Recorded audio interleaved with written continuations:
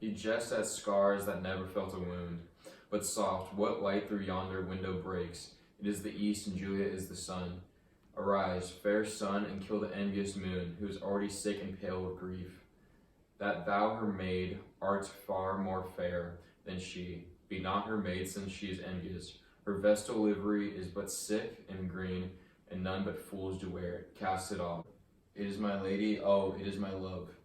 Oh, that she knew she were. She speaks, yet she says nothing.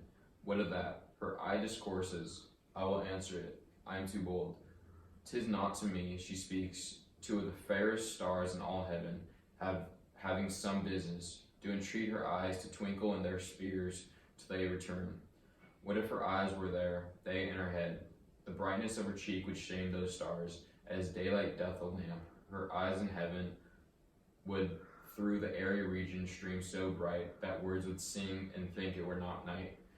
See how she leans her cheek upon her hand. Oh, that I were a glove upon that hand, that I might touch that cheek. Ay me. She speaks, oh speak again.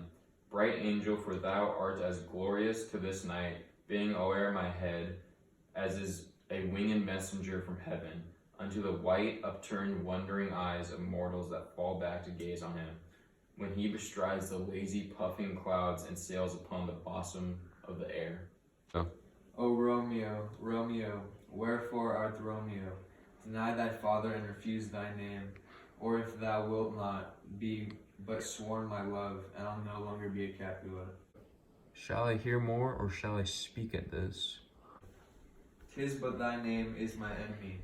Thou art thyself. Though not a Montague, what's Montague? Is it nor bad, nor foot, nor arm, nor face, nor any other part belonging to a man? Oh, be some other name. What's in a name? That which we call a rose, by any other name would smell as sweet. So Romeo would, were he not Romeo called, retain the dear perfection which he owes without that title. Romeo, doff thy name, and for that name, which is no part of thee, take all myself. I take thee at thy word. Call me but love, and I'll be new baptized. Henceforth I never will be Romeo. What man art thou that thus be skeined at night, so stumblest on my counsel? By name I know not to tell thee who I am. My name, dear saint, is hateful to myself, because it is an enemy to thee. Had I written it, I would tear the word. My ears have not yet drunk 100 words of that tongue's utterance, yet I know the sound. Art thou not Romeo Montague? Neither fair maid, if either thee dislike. How camest thou hither? Tell me, and wherefore?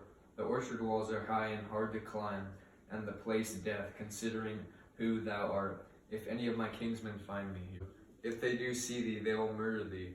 Alack, there lies more peril in thine eyes than 20 of their swords. Look thou but sweet, and I am proof against their enmity.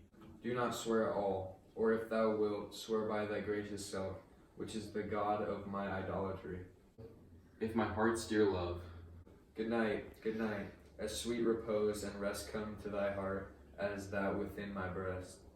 And wilt thou leave me so unsatisfied? What satisfaction canst thou have tonight?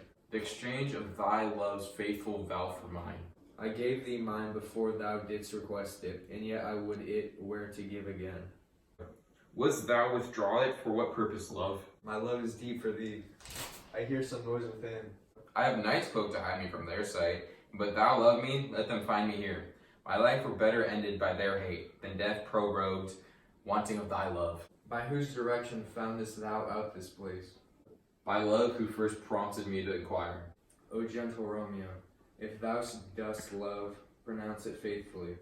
Or if thou think I am too quickly won, I'll frown, and be perverse, and say thee not.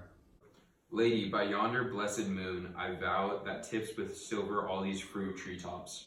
O swear not by the moon, the inconstant moon, that monthly changes inner circled orb, less than thy love prove likewise variable. What shall I swear by? 1,000 times the worse. To want thy light, love goes towards love, as schoolboys from their books, but love from love towards school with heavy books. Hist, Romeo, hist, or for a falconer's voice, to lure this tassel gentle back again. Bondage is hoarse and may not speak aloud, else would I tear the cave where echo lies, and make thy airy tongue more hoarse than mine, with repetition of my Romeo's name. It is my soul that calls upon my name. How silver sweet sound lovers' tongue by night, like softest music to attending ears. Romeo, My Nidus, at what clock tomorrow shall I send to thee? at the hour of 9. I will not fail. 'Tis 20 years till then.